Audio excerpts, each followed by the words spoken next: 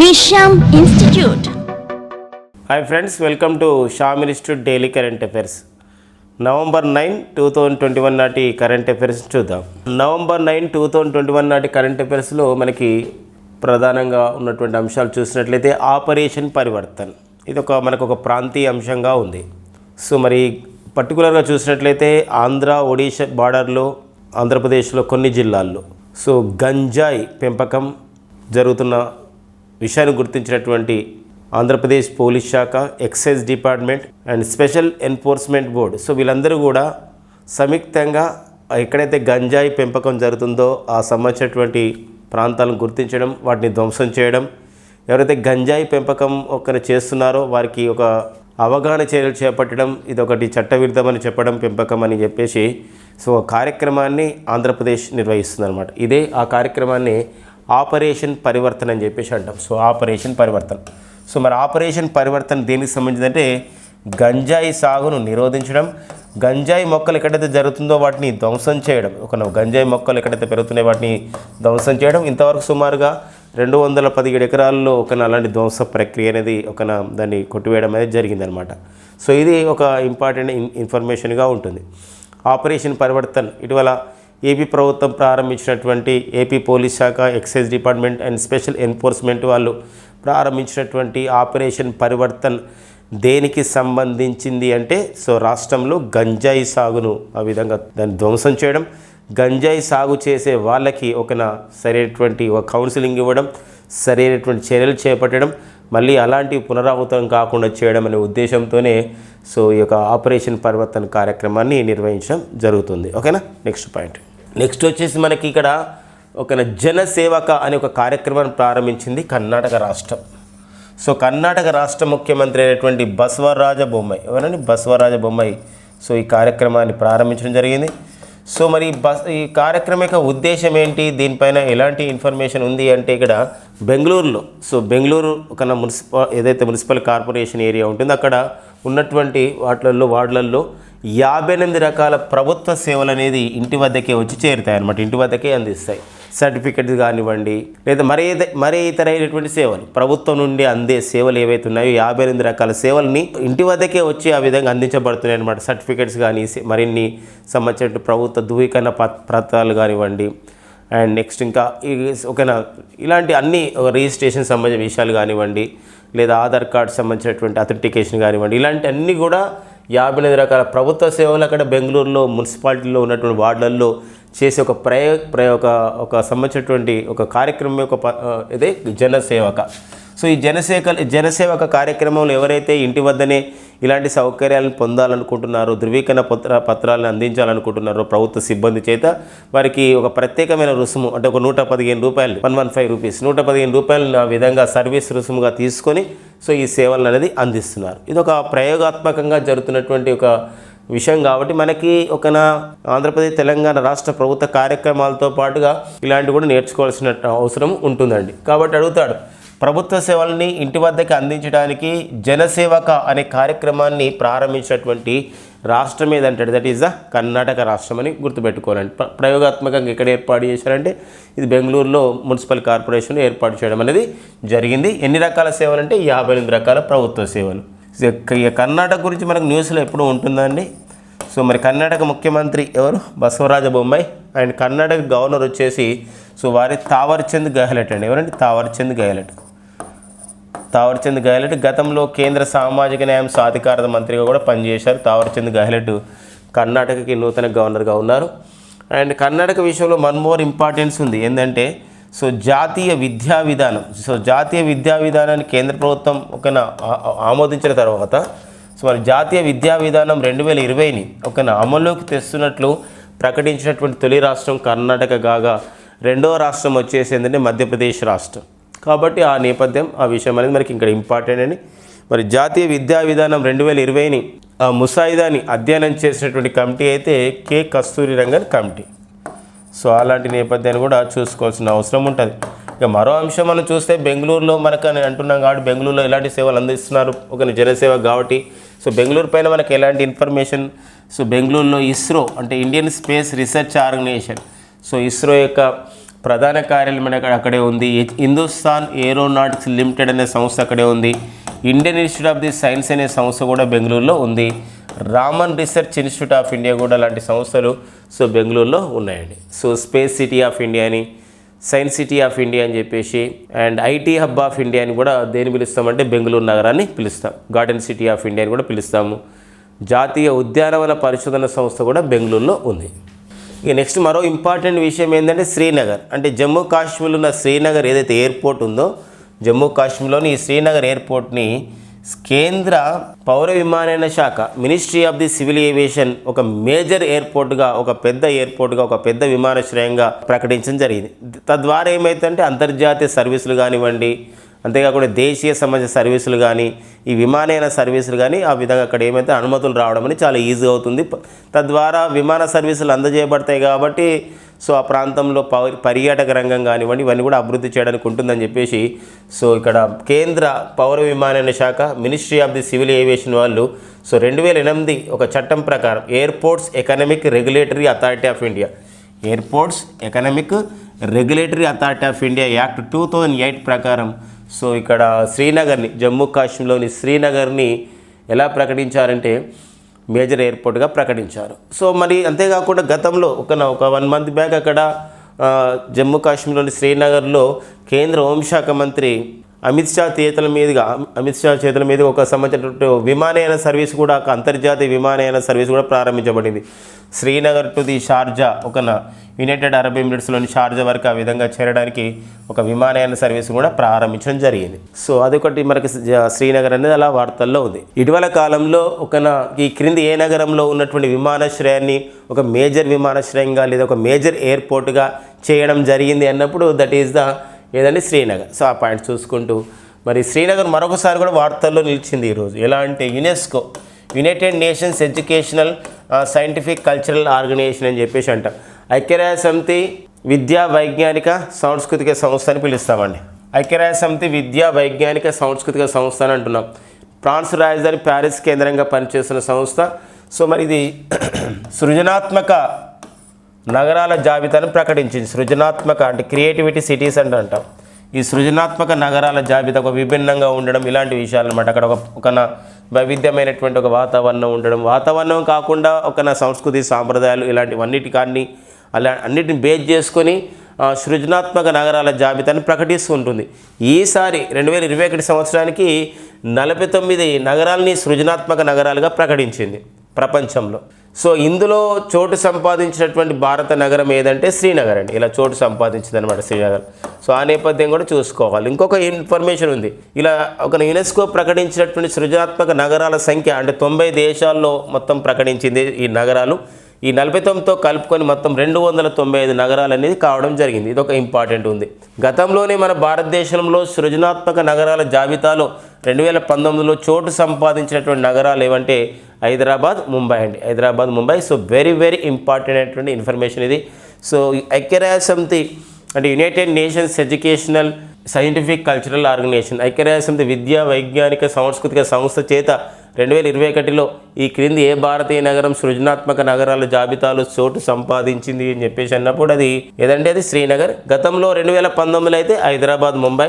వీటన్నిటితో కలుపుకొని ప్రజెంట్ ప్రపంచంలో 90 దేశాల్లో ఎన్ని నగరాలని యునెస్కో సృజనాత్మక నగరాల జాబితాలో లిస్ట్ ఇవ్వడం జరిగిందంటే 295 నగరాలండి. సో ఆ నేపథ్యం చూసుకోవాలి. అంతేకాకుండా యునెస్కో వరల్డ్ హెరిటేజ్ సిటీస్గా, వరల్డ్ హెరిటేజ్ సైట్స్గా ప్రపంచ వారసత్వ ఒక ప్రాంతాలను కూడా ప్రకటిస్తుంది. 2021 సంవత్సరానికి అయితే భారత్కు చెందినటువంటి 2 నగరాలని ఇలా ప్రకటించడం జరిగింది. ఒకటి వచ్చేసి మనకి 2021లో ఒకటి రామప్ప టెంపుల్. సో తెలంగాణలోని రామప్ప ఆలయాన్ని, తర్వాత మరి ఇంకొకటి అయితే ధోలావీర, గుజరాత్లోని ధోలావీర. సో ధోలావీర అంటారు, కచ్ డిస్టిక్లో ఉంటుంది ధోలావీర. అండ్ రామప్ప వచ్చేసి ములుగు జిల్లాలో ఉంటుంది. సో ఈ రెండింటిని కూడా సో ఇక్కడ యునెస్కో ప్రపంచ వారసత్వ ప్రాంతాలుగా ప్రకటించింది. దీంతో మన భారతదేశంలో యునెస్కో ప్రపంచ వారసత్వ ప్రాంతాల సంఖ్య సో ఎంతకు చేరిందంటే 40కి చేరింది. సో ఆ పాయింట్స్ చూసుకోవాలండి. యునెస్కో అని చెప్పేసి అంటున్నాం కాబట్టి united nations educational scientific cultural organisation సంస్థ ఫ్రాన్స్ రాజధాని ప్యారిస్ కేంద్రంగా పనిచేస్తుంది. ప్రజెంట్ అయితే అడ్రీ అజౌలే దీనికి డైరెక్టర్ జనరల్గా పనిచేస్తున్నారు. 6వ ఈశాన్య రాష్ట్రాల గ్రీన్ సమిట్ అంటాం. అంటే ఇది ఒక పర్యావరణ కార్యక్రమం 2021 సంబంధించింది. ఎక్కడ జరుగుతుందంటే ఇది సిల్చార్లో జరుగుతుంది. అంటే నవంబర్ 16 ప్రారంభమవుతుంది ఈ సదస్సు. సిల్చార్ అంటారు. ఇది ఎక్కడ ఉందంటే సిల్చారు అస్సాంలోని సిల్చార్లో నిర్వహించనున్నారు. దీని యొక్క ఉద్దేశం ఏంటంటే ఇక్కడ ప్రపంచవ్యాప్తంగా పర్టికులర్ కొన్ని దేశాలు వచ్చేసి మరి ఈ కోవిడ్-19 తర్వాత మళ్ళీ పర్యావరణాన్ని కాపాడే విషయంలో కానివ్వండి ఎలాంటి చర్యలు చేపట్టాలి, సో అలాంటివి. అంతేకాకుండా ఒక ఇన్నోవేషన్తో ఒక సృజనాత్మకతో ఒక సంబంధించినటువంటి పర్యాటకాన్ని అభివృద్ధి చేసి ఎలా జీవనోపాధి పొందాలి ఇలాంటి విషయాలపైన చర్చిస్తారు. సో మరి ఇది గ్రీనింగ్ ఆఫ్టర్ కోవిడ్-19 రీజనల్ కోఆపరేషన్, ఇన్నోవేషన్, ఎంటర్‌ప్రెన్యూర్‌షిప్ ఈ విషయాలపైన ఈ సదస్సు ఈసారి నిర్వహించబోతున్నారు. కాబట్టి 6th north east green summit 2021 so అస్సాంలోని సిల్చార్లో జరుగుతుంది. సిల్చార్లో జరుగుతున్నటువంటి సదస్సు యొక్క ఇతివృత్తం ఏదంటాడు? ఇతివృత్తం వచ్చేసి ఏదంటే greening after Covid, regional cooperation, innovation and entrepreneurship అని చెప్పేసి అంటున్నాం. మరో అంశం ఏంటంటే ఈ సదస్సులో బంగ్లాదేశ్ అండ్ భూటాన్, భూటాన్ అండ్ మయన్మార్కి చెందినటువంటి సో దేశాల ప్రతినిధులు కూడా ఇందులో హాజరు కాబోతున్నారు. సో మనకి ఇలాంటి ప్రశ్నలు ఇలాంటి ఒక విషయాలపైన అడిగాడు గతంలో అయితే ఇప్పుడు మేఘాలయలోని షిల్లాంగ్లో చెర్రీ బ్లజమ్స్ ఫెస్టివల్ జరిగినప్పుడు కానీ, సిక్కిం రాజధాని గ్యాంగ్టాక్లో అంతర్జాతీయ చెర్రీ పువ్వుల ఉత్సవం జరిగినప్పుడు, లేదా చెర్రీ బ్లజమ్స్ అంటాం, అలాంటి ఉత్సవం జరిగినప్పుడు అది ఎక్కడ జరిగింది అని అడిగిన సందర్భాలు ఉన్నాయి. కాబట్టి ఇది కూడా అలాంటిదే ఒకటి. అంటే 6th north east green summit అనేది ఎక్కడ జరిగింది, ఏ దేశాలు వాళ్ళు హాజరయ్యారు, అలాంటి నేపథ్యం అనేది ఇక్కడ ఇంపార్టెంట్గా ఉంటుంది. అండ్ నెక్స్ట్ అండి మనకి ఇండియన్ ఆయిల్ కార్పొరేషన్. సో మరి ఇండియన్ ఆయిల్ కార్పొరేషన్ చేత దేశంలో ఒక 10,000 ఎలక్ట్రిక్ వెహికల్ ఛార్జింగ్ స్టేషన్స్ని ఏర్పాటు చేస్తున్నట్లు ప్రకటించడం జరిగిందనమాట. ఎందుకోసం అంటే మనము COP26లో అయితే conference of the parties 26, United nations convention and the climate change కాన్ఫరెన్స్లో అయితే ఈ స్కాట్లాండ్ రాజధాని గ్లాస్గోలో జరుగుతున్నటువంటి ఈ సదస్సులో అయితే ఒక నిర్ణయం జరిగింది. భారత ప్రభుత్వం అయితే ఏమని ప్రకటించిందంటే శూన్య కార్బన్ ఉద్గారాలను చేరడానికి 2070 సంవత్సరం పడుతుందని చెప్పేసి ఆ విధంగా అనౌన్స్ చేయడం జరిగింది.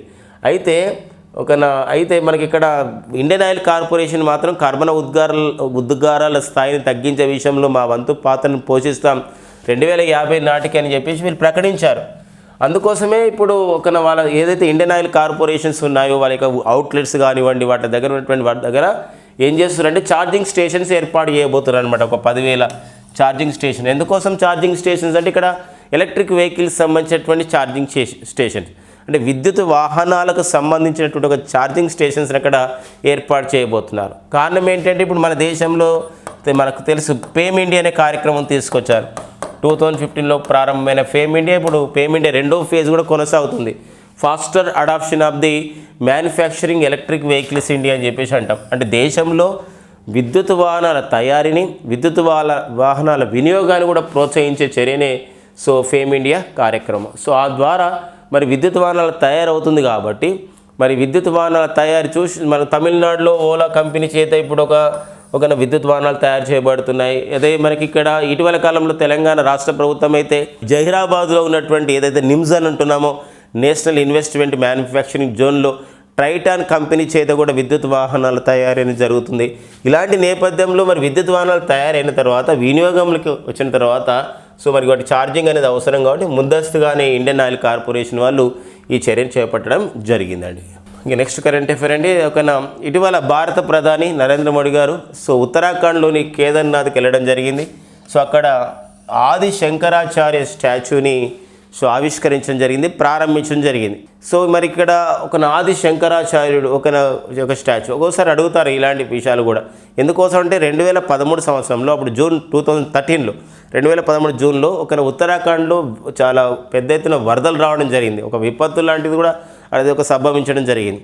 సో మరి అలాంటి నేపథ్యంలో అక్కడ ఉన్నటువంటి ఆ కేదార్నాథ్లో ఉన్నటువంటి సో ఆదిశంకరాచార్యుడు యొక్క విగ్రహం అనేది కొంచెం ఆ యొక్క వరదల్లో వెళ్ళిపోయింది కాబట్టి, ఆ వరదల్లో దెబ్బతిన్నది కాబట్టి ఆ నేపథ్యంలోనే ఒక ఆదిశంకరాచార్యుడు యొక్క స్టాచ్యూని అక్కడ నెలకొల్పడం అనేది జరిగింది.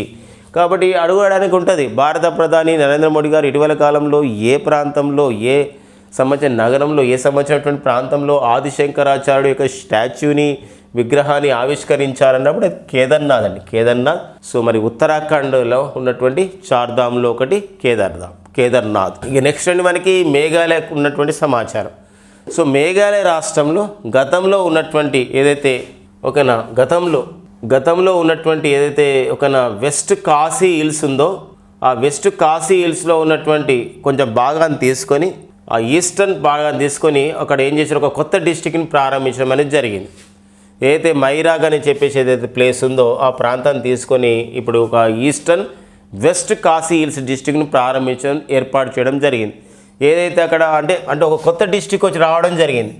అంటే పాత డిస్టిక్ నుండి అంటే వెస్ట్ ఖాసీ హిల్స్ డిస్టిక్ నుండి ఆ ప్రాంతంలో ఉన్నటువంటి మైరాంగ్ అనే ఒక సివిల్ సబ్ డివిజన్ మొత్తం ప్రాంతాన్ని తీసుకొని దాన్ని సపరేట్గా ఇక్కడ ఏంటంటే ఈస్ట్ వెస్ట్ ఖాసీ హిల్స్ డిస్టిక్ని ఫామ్ చేశారు. అంటే ఇక్కడ ఏమైందంటే ఇప్పుడు ఖాసీ హిల్స్ అనేది వెస్ట్ ఖాసీ హిల్స్ డిస్టిక్ ఒకటి సపరేట్గా అయింది, eastern west Khasi hills district కూడా అయింది.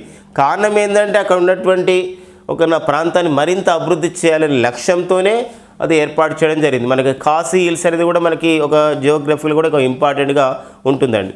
సో మరి ఖాసీ హిల్స్ అంతేకాకుండా ఈ మేఘాలయ రాష్ట్రంలో ఏదైతే మనకు ర్యాట్ హోల్ మైనింగ్ అనే ఒక అక్రమ మైనింగ్ కూడా జరుగుతూ మనకి ఇక్కడ ఇటీవల జాతీయ హరిత ట్రిబ్యునల్ కూడా హెచ్చరించడం జరిగింది.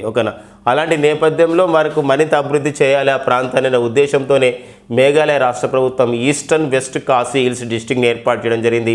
దాన్ని ఎక్కడ నుండి డివైడ్ చేశారంటే వెస్ట్ ఖాసీ హిల్స్ డిస్టిక్లో ఉన్నటువంటి మైరాంగ్ సివిల్ సబ్ డివిజన్ నుండి దాన్ని వేరు చేయడం అనేది జరిగింది. ఇది ఒక ఇంపార్టెంట్గా ఉంటుంది, ఎక్కడ ఏర్పాటు చేసిందో ఆ డిస్టిక్ పేరు, ఇలాంటి అడిగిన సందర్భాలు కూడా ఉంటాయి. అండ్ అబౌట్ మేఘాలయ గురించి చెప్పినట్లయితే మేఘాలయ ప్రజెంట్ సో సీఎం వచ్చేసి ఎవరంటే వారే Conrad Sangma so Meghalaya CM అండి. అండ్ మేఘాలయ గవర్నర్ వచ్చేసి వారే సో సత్యపాల్ మాలిక్.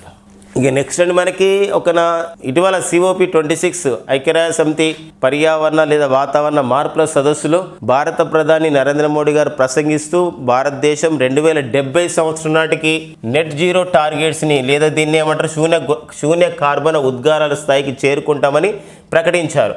ఈ ప్రకటన ఏదైతే India's vision on the renewables net zero target ఏదైతే మన భారతదేశం చెప్పిందో 2070 నాటికి శూన్య కార్బన ఉద్గారాలను సాధిస్తాము, అంతేకాకుండా పునరుత్పాదక శక్తిని 2030 వరకు ఎలా పెంచుకుంటామని ఏదైతే వివరణ ఇచ్చిందో, ఏదైతే మనకి స్పీచ్లో చెప్పడం జరిగిందో దాన్ని IMF ప్రశంసించడం జరిగింది. IMF అనేది ఒక ఇంటర్నేషనల్ మానిటరీ ఫండ్ అనమాట. అంటే ఇక్కడ ఏంటంటే జరుగుతున్నటువంటి అంశాలపైన స్పందన ఉంటుంది కాబట్టి మనకి కూడా ఇంపార్టెంట్గా ఉంటుంది. అండ్ IMF అని చెప్పేసి అన్నప్పుడు ఇంటర్నేషనల్ మానిటరీ ఫండ్, అంతర్జాతీయ ద్రవ్యనిధి సంస్థ, మరి వాషింగ్టన్ DC కేంద్రంగా పనిచేస్తున్నటువంటి సంస్థ IMF.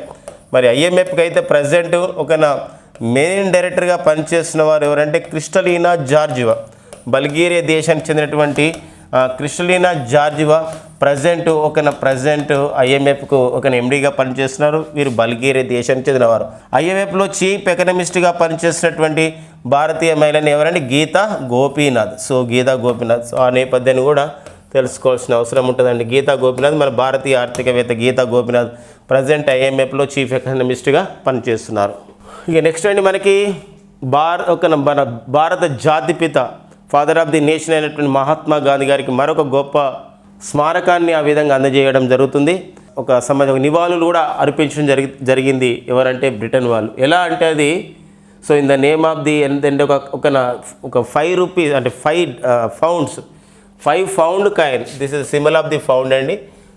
5 పౌండ్ కాయిన్ని to commemorate the life and legacy of the Mahatma Gandhi గారి యొక్క లెగసీ, వారి యొక్క జీవన విధానం కానివ్వండి, వారు చేసిన పోరాటానికి స్ఫూర్తి కానివ్వండి, నివాళులు అర్పిస్తూ స్మరిస్తూ సో బ్రిటన్ ప్రభుత్వం ఏంది 5 పౌండ్స్ని 5 పౌండ్ కాయిన్ని సో ఏం చేయడం జరిగిందంటే దాన్ని ప్రారంభించడం జరిగింది. ఇది ఒక స్పెషల్ కాయిన్ అనమాట, 5 పౌండ్ కాయిన్. ఎందుకోసం బ్రిటన్ కరెన్సీ వచ్చేసి పౌండ్స్ కాబట్టి అలా.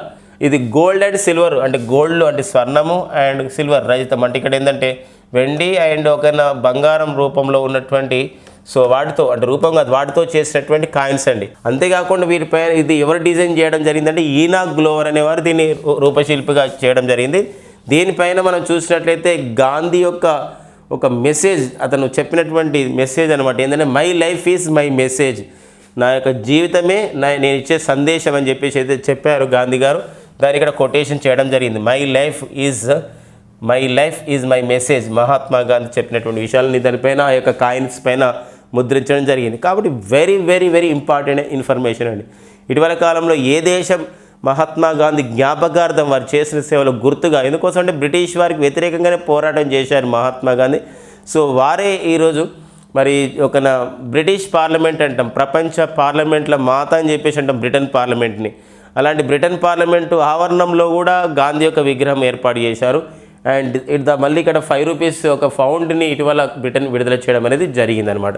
ఎవరు డిజైన్ చేశారు, దానిపైన ఉన్నటువంటి ముద్ర ఏముంది, ఇమేజ్ ఏముంది, దానిపైన కొటేషన్స్ ఏంటి, అవి ఏ సంబంధించినటువంటి ఒక మెటల్స్లో లభ్యమవుతున్నాయి అనేది కూడా ఇంపార్టెంట్గా ఉన్నదండి.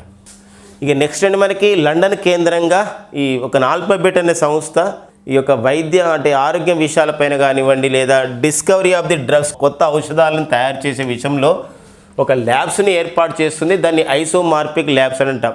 అది ఏంటి ఆల్ఫాబెట్ సంస్థ అంటే, ఇప్పుడు ఏదైతే మనం గూగుల్ అని పిలుస్తున్నామో గూగుల్కి ఒక పేరెంటింగ్ కంపెనీ ఏదంటే, గూగుల్ మాతృ కంపెనీ ఏదంటే ఆల్ఫాబెటే. సో మరి గూగుల్కి మాతృ కంపెనీ అని చెప్పేసి అంటాం, పేరెంటల్ కంపెనీ అంటాం. అలాంటి ఆల్ఫాబెట్ సంస్థ ఈ యొక్క ఫార్మస్యూటికల్కి వచ్చే ఉద్దేశంతో క్వాలిటీ అంటే రీసెర్చ్ అండ్ డెవలప్మెంట్ విషయంలో మరి డ్రగ్ డిస్కవరీ అండ్ మెడిసిన్ విషయంలో లండన్ కేంద్రంగా ఐసోమార్పిక్ ల్యాబ్స్ని ఏర్పాటు చేసింది. దీనికి చీఫ్ ఎగ్జిక్యూటివ్ ఆఫీసర్గా ఎవరు నియమించడం జరిగిందంటే డేమిస్ అసాబిస్ నియమించడం జరిగిందండి. ఇక నెక్స్ట్ మరొక రికార్డ్ మనకి ఇక్కడ ఉంది మనకు వార్తల్లో అంశంగా చైనా దేశం. సో చైనా మరి అంతరిక్షంలో ఎన్నో ఇప్పుడు ప్రయోగాలు చేస్తూ ప్రతిరోజు మనకు వార్తల్లో ఉంటుంది. చైనా సొంతంగా కూడా ఒకటి తియాంగాంగ్ అని చెప్పేసి ఒక అంతరిక్ష కేంద్రాన్ని ఏర్పాటు చేసుకుంటుంది. సో శాశ్వత అంతరిక్ష కేంద్రాన్ని చైనా తియాంగాంగ్ అనే పేరుతో. అంతేకాకుండా దానికి సంబంధించి ఒక మాడ్యూల్ని పంపించింది తియాన్ అనే పేరుతో. అక్కడ వెళ్ళినటువంటి 3 వ్యోమగాముల్లో ఒకరు సో ఎవరండి వారే వాంగ్ యాపింగ్. సో వీరు అంతరిక్షంలో నడవడం జరిగింది. నడవడం అంటే స్పేస్ వాక్ అంటాం, నడవడం జరిగింది. ఒక 6 అవర్స్ పాటు ఆమె నడవడం జరిగింది. ఇలా అంతరిక్షంలో నడిచినటువంటి తొలి చైనా మహిళగా first Chinese women to walk in స్పేస్గా సో యాంగ్ యాపింగ్ గుర్తించబడ్డారు. సో అక్కడ తియాంగాంగ్ స్పేస్ స్టేషన్ను ఏర్పాటు చేస్తున్న క్రమంలో ఆ తియానే మాడ్యూల్లో సో ఈ సంబంధించినటువంటి జరిగిందనమాట ఇలాంటి ఒక స్పేస్ వాక్. కాబట్టి అంతరిక్షంలో నడిచినటువంటి తొలి వ్యక్తి ఎవరంటారు? అంతరిక్షంలో నడిచిన తొలి వ్యక్తి అంటే అలెక్స్ లియోనావ్ అండి. అంతరిక్షంలోకి వెళ్ళి వచ్చినటువంటి తొలి వ్యక్తి అంటే యూరీ గ్యాగరిన్. అంతరిక్షంలోకి వెళ్ళి వచ్చినటువంటి తొలి మహిళ వాలెంటీనా తెరిష్కోవా. అంతరిక్షంలోకి నడిచినటువంటి కాలు పెట్టినటువంటి తొలి వ్యక్తిగా అలెక్స్ లియోనావ్ ఉన్నారు. సో అలాంటి పాయింట్స్. అంతరిక్షంలో అడుగుపెట్టిన తొలి అమెరికా మహిళ అంటే షాలీ రైడ్. అడుగుపెట్టడం అంటే అంతరిక్షంలో వెళ్ళి వచ్చినటువంటి మహిళ షాలీ రైడ్. ఇలాంటి పాయింట్స్ కూడా చూద్దాం. సో అంతరిక్షంలో తొలిసారిగా వెళ్ళింది జీవి అంటే పంపించిన జీవి ఏదంటే కుక్క, పిల్లాది లైకా. అంతరిక్షంలో వెళ్ళి వచ్చినటువంటి తొలి వ్యోమగామి లేదా అంతరిక్ష నావికుడు అంటారు. అతను ఎవరంటే యూరీ గగరిన్ రష్యాకు చెందినవారు. అంతరిక్షంలోకి వెళ్ళి వచ్చినటువంటి తొలి మహిళ ఎవరంటే వాలెంటీనా తెరిష్కోవా. ఇది ఒకటి ఇంపార్టెంట్. అంతరిక్షంలో కాలు పెట్టిన అడుగు పెట్టినటువంటి తొలి వ్యక్తి అంటే అతను అలెక్స్ లియోనావ్. అంతరిక్షంలోకి వెళ్ళి వచ్చినటువంటి తొలి అమెరికా మహిళ ఎవరంటే సో షాలీ రైడ్. ఇప్పుడు అంతరిక్షంలోకి వెళ్ళి స్పేస్ వాక్ చేసినటువంటి తొలి చైనా మహిళగా గుర్తించబడ్డవారు ఎవరంటే యాంగ్ యాపింగ్ అండి. Yang Yaping. ఇక నెక్స్ట్ అండి మనకి ఇరాన్ దేశం ఒక మిలిటరీ ఎక్సర్సైజ్తో పాటుగా మరి ఇక్కడ వైమానిక విన్యాసాలని అంటే ఎయిర్ ఫోర్స్ అండ్ నావీ విన్యాసాలు అంటే ఇక్కడ ఏంటంటే మొత్తం కూడా ట్రై సర్వీసెస్ అంటాం. అంటే 3 విభాగాలు పాల్గొంటున్నటువంటి ఒక విన్యాసాలు నిర్వహిస్తుంది. జోల్ఫ్గర్ 1400 పేరుతో ఇది గల్ఫ్ ఆఫ్ ఒమెన్లో ఉన్నటువంటి స్టేట్ ఆఫ్ హర్ముజ్ ప్రాంతంలో ఈ సంబంధించినటువంటి విన్యాసాలను నిర్వహిస్తుంది. మనకి ఇందుకే వార్తల్లో ఉందన్నమాట. జోల్ఫ్గర్ 400 అనే పేరుతో ఏ దేశం ట్రై సర్వీసెస్ అంటే త్రివిధ దళాలు పాల్గొన్న విన్యాసాలు నిర్వహించింది అన్నప్పుడు దట్ ఈస్ ద ఇరాన్ దేశం అండి. ఇరాన్ దేశం నిర్వహించింది అనమాట. అక్కడ గల్ఫ్ ఆఫ్ ఒమెన్లోని స్టేట్ ఆఫ్ ది హర్ముజ్ ప్రాంతంలో. మనకి ఇలాంటి బిట్స్ అడుగుతున్నాడు. ఈ మధ్యకాలంలో జరిగిన కొన్ని కాంపిటేటివ్ ఎగ్జామ్లో నాటో వాళ్ళు నిర్వహించినటువంటి విన్యాసాల పేరు అడిగాడు. ఏదండి స్టడీ ఫాస్ట్ డిఫెండర్ 2001 అనే పేరుతో నాటో వాళ్ళు విన్యాసాలు నిర్వహించడం జరిగింది. ఓకేనా.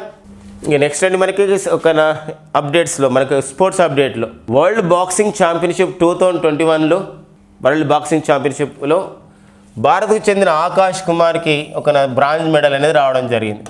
సో మనకి అందుకే వార్తల్లో ఉన్నారు. మరి సెర్బియాలో జరుగుతున్నటువంటి ఈ సంబంధించిన వాటిల్లో వరల్డ్ బాక్సింగ్ ఛాంపియన్షిప్లో ఆకాష్ కుమార్ మన భారత బాక్సింగ్ భారత బాక్సింగ్ క్రీడాకారుడికి బ్రాంజ్ మెడల్ వచ్చిందనమాట. మనకి ఇక్కడ ఇంపార్టెంట్గా ఏముంటుందంటే ఆకాష్ కుమార్ ఏ క్రీడలో పేరొందారంటే ఎవరంటే బాక్సింగ్ అనమాట. అతనికి వచ్చిన అవార్డు ఏంటి? Bronze medal.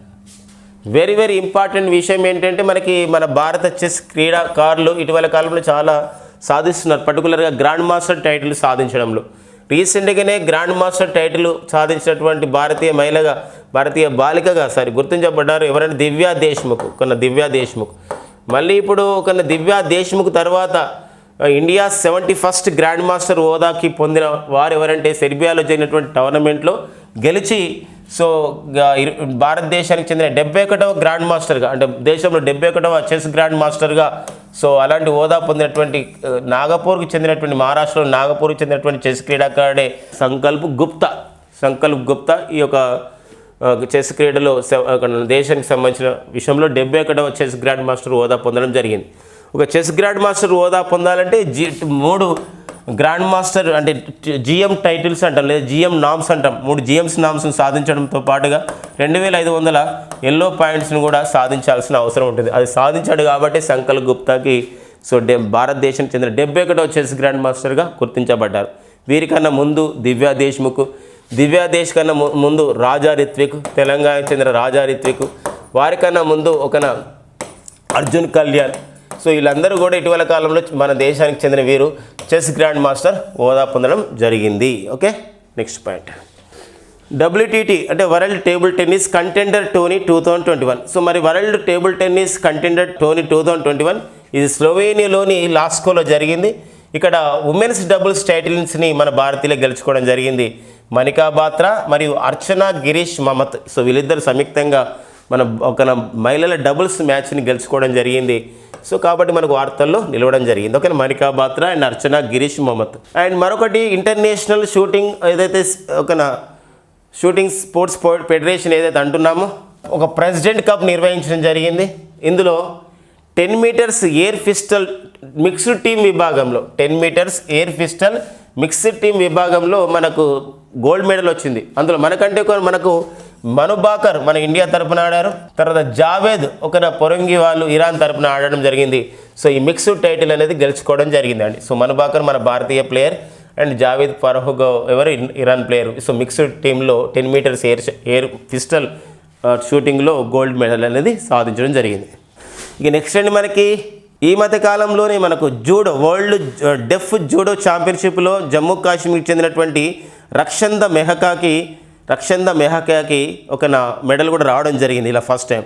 దీని తర్వాత మళ్ళీ జమ్మూ కాశ్మీర్కి చెందినటువంటి కాశ్మీర్కి చెందినటువంటి 13 సంవత్సరాల బాలిక అయినటువంటి కాశ్మీర్ గర్ల్ అయినటువంటి తజముల్ ఇస్లాము ఈ యొక్క వరల్డ్ కిక్ బాక్సింగ్ ఛాంపియన్షిప్ ఏదైతే ఈజిప్ట్లోని కైరోలో జరుగుతుందో ఇక్కడ వీరు ఈ కిక్ బాక్సింగ్లో ఈ టోర్నమెంట్లో స్వర్ణ పథకం రికార్డు సాధించిందనమాట. వరల్డ్ కిక్ బాక్సింగ్ ఛాంపియన్షిప్లో స్వర్ణ పథకం సాధించిన తొలి జమ్మూ కాశ్మీర్ బాలిక ఎవరండి? తజముల్ ఇస్లాం. ఇది ఒక వెరీ వెరీ ఇంపార్టెంట్. అంతేకాకుండా జమ్మూ కాశ్మీర్ ప్రభుత్వం వీరిని తజముల్ ఇస్లాంని ఈ బాలికని బేటీ బచావో బేటీ పడావో అంటామండి. బేటీ బచావో బేటీ పడావో కార్యక్రమానికి ప్రచారకర్తనుగా నియమించడం జరిగింది. ఇక నెక్స్ట్ అండి మనకి మరో స్పోర్ట్ అప్డేట్, ఒక రికార్డ్ అనమాట. ఆఫ్ఘనిస్తాన్కి చెందినటువంటి క్రికెటర్ అయినటువంటి ఎవరైతే రషీద్ ఖాన్ ఉన్నాడో రషీద్ at 400 అని చెప్పేసి ఒక రికార్డ్. ఏంటి 400 వికెట్ తీశారు ఇంతవరకు. 289 మ్యాచ్లు ఆడి 400 వికెట్లు తీసినటువంటి ప్రపంచంలో ఒక 4వ క్రీడాకారుడిగా రషీద్ గుర్తించబడ్డారు. గతంలో అయితే డ్వేన్ బ్రావో 364 మ్యాచ్లలో వీరు 500 వికెట్లు అంటే ఇప్పుడు అంటే 364 మ్యాచ్ల్లో వికెట్లు తీసి రికార్డు పొందారు, అంటే 500 వికెట్లు. అండ్ ఇమ్రాన్ లూయిర్ అయితే 320 మ్యాచ్ల్లో 400 వికెట్లు పైగా, సునీల్ నరేన్ 302 మ్యాచ్ల్లో 400 వికెట్లు పైగా సాధించడం జరిగింది. ఇలా 400 వికెట్లని అంతర్జాతీయ క్రికెట్లో తీసినటువంటి అతి తక్కువ కాలంలో తీసిన వ్యక్తిగా ఒక క్రీడాకారుడుగా రషీద్ గుర్తించబడ్డారు Rashid Khan. Dwayne Bravo record ఏంటంటే 500 వికెట్లు తీసినటువంటి తొలి బౌలర్గా డ్వేన్ బ్రావో గుర్తించబడ్డాడు. ఆ పాయింట్స్ కూడా చూసుకోవాలి. ఇంతవరకు అంతర్జాతీయ క్రికెట్లో మరి 400కు పైగా వికెట్లు తీసిన క్రీడాకారులు అంటే 4: రషీద్ ఖాన్, డ్వేన్ బ్రావో, ఇమ్రాన్ లూయిర్, సునీల్ నరైన్. అలా కాకుండా 500 వికెట్లు తీసిన ఏకైక బౌలర్ అన్నప్పుడు ఇప్పుడైతే ఎవరున్నారండి? వాళ్ళే డ్వేన్ బ్రావో ఉన్నారు. ఆ పాయింట్స్ అట్లా చూసుకోవాలండి. ఇవన్నీ మనకి నవంబర్ 9, 2021 ఉన్న ముఖ్యమైన ఎగ్జామ్ ఓరియంటెడ్ కరెంట్ అఫైర్స్ అండి. Thank you friends and all the best. Please subscribe our Sam institute YouTube channel for more updates. Thank you.